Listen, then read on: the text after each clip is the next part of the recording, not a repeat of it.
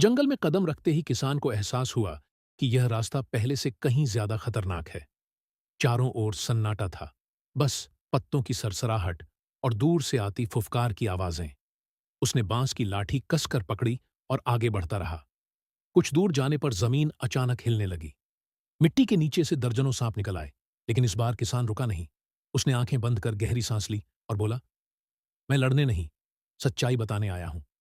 सांप रास्ता छोड़ देते हैं। थोड़ी देर बाद वह एक विशाल गुफा के सामने पहुंचा। गुफा के भीतर हरी रोशनी चमक रही थी। यही था कोबरा राजा का दरबार। गुफा के अंदर हीरों से सजी दीवारें थीं और बीच में विशाल फन फैलाए कोबरा राजा विराजमान था।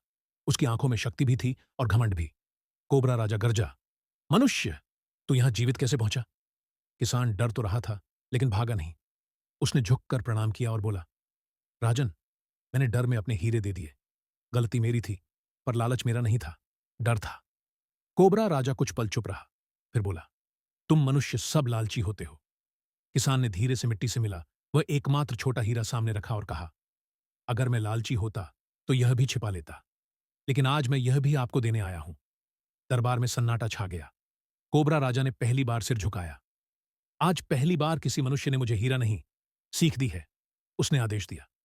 सभी कोबरा वे सारे हीरे ले आए जो किसान से लिए गए थे। लेकिन राजा ने कहा, मैं तुम्हें केवल हीरे नहीं लौटाऊंगा।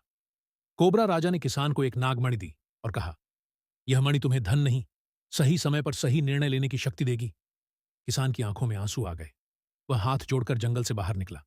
गांव लौटकर किसान ने हीरों से सिर्फ अपने लिए नहीं, पूरे गांव के लिए कुआं बनवाया, खेत सींचे, भूखों को खाना दिया। और जब भी कोई लालच में अंधा होता, किसान मुस्कुराकर कहता, डर और लालच सबसे बड़े सांप हैं और बुद्धि सबसे बड़ी मणि।